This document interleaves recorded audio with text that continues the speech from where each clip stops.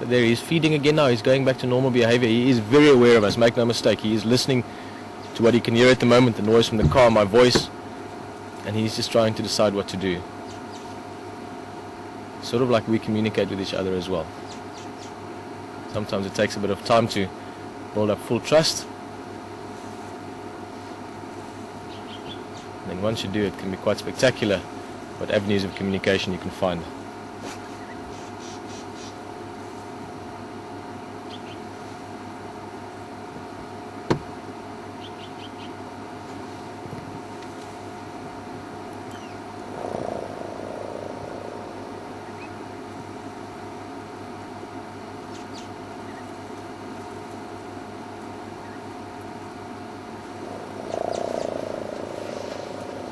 Using his tusk there.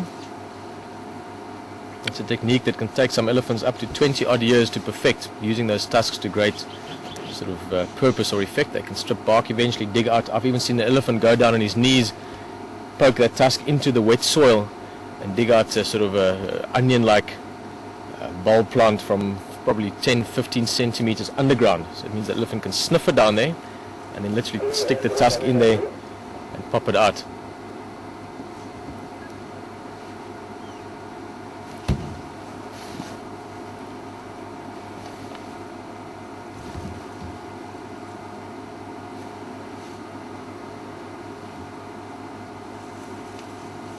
Oh, here he comes, beautiful. Hey, mister.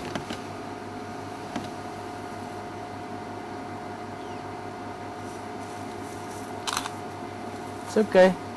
How's it? How's it? Beautiful.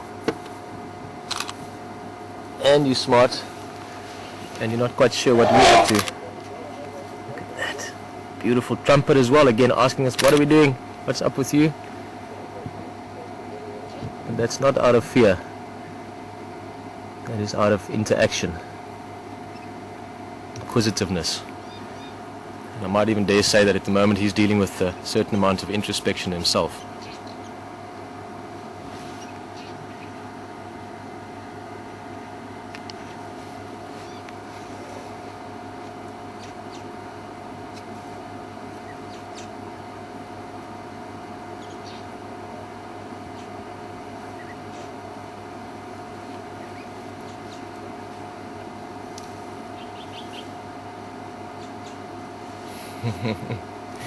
Again, I don't think what he's eating at the moment would normally have been his choice piece of food. It's a little bit of a acacia branch or two that's growing there. But again, he just gives him some kind of comfort. He's doing a behavior and routine that he's used to. And it just relaxes him a bit. Gives him time to see what we're up to. And obviously needs to eat. He's an elephant. Big elephants need to eat a lot. He probably weighs at this age, I would say, difficult to say, 3 tons. Ah, he's going to try and scare us. Hello. Those of you that maybe joined us in the drive months ago, remember we had that stint 5 weeks, we didn't see an elephant. And then eventually with a bit of patience and poise, we got that whole herd around us, that female with the curved tusk and the mother with the half a ear. And that tiny little baby did exactly what this one just did. Lifted that foot up off the ground, bit of a tall posture.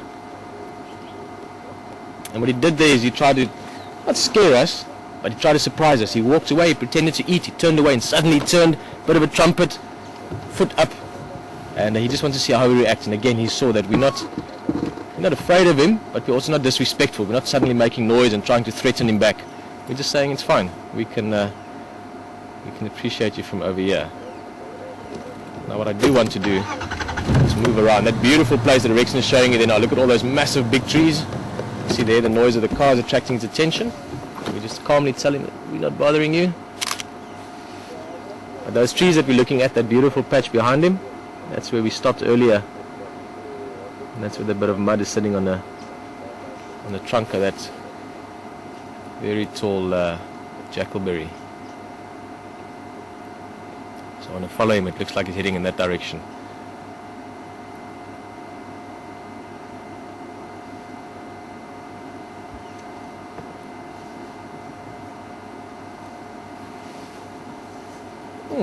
Interesting. The other one is a bit far away. We're not going to show you just yet, but he's just heading over as well, the other bull. Still a good ways off behind bushes, but he was the shyer one, so With him we've got to be even more sort of friendly, if you want, respectful.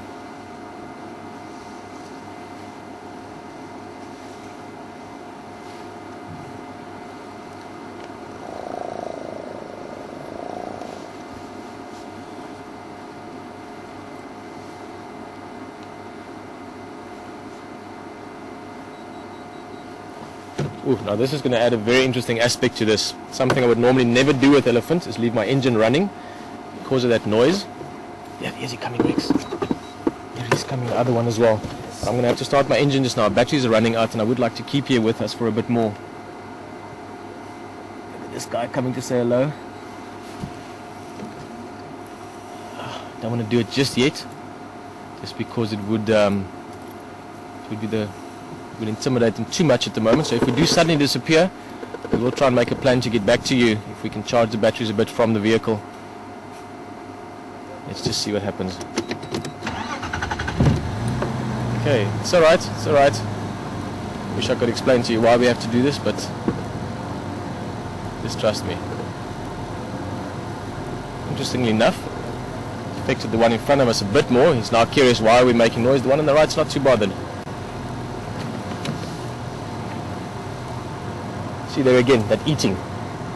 Doing something, a ritual, something that shows that he's not really looking at us. He wants to pretend he's nonchalant about us. But trust me, at the moment, these two elephants, especially the one in front of us, is literally as interested in us as we are in them.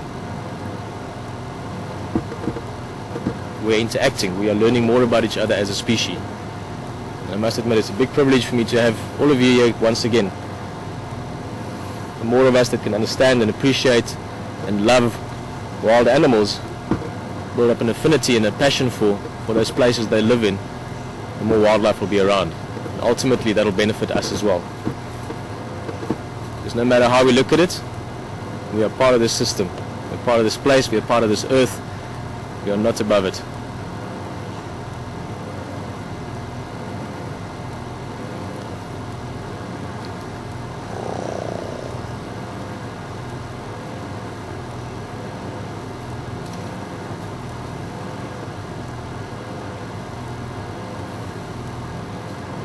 Hey guys.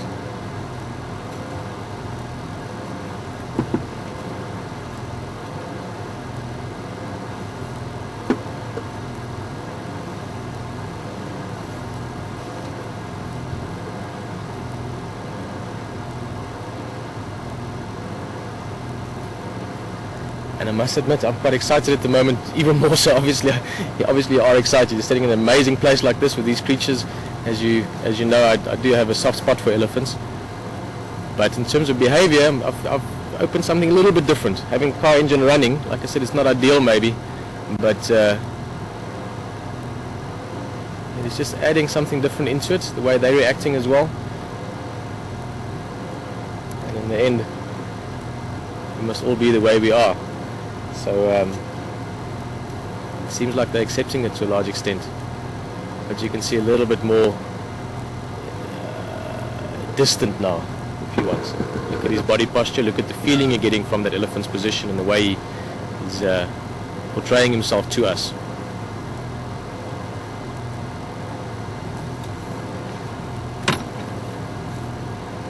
In fact, I'm going to switch off the engine a bit.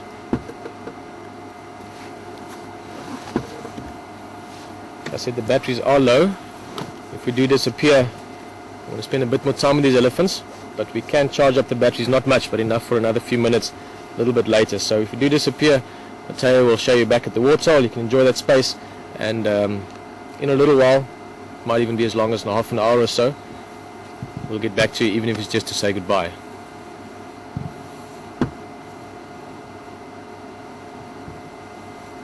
And it truly has been an incredible afternoon. It's gone beyond what I could have hoped for or expected. And we're going to disappear very soon.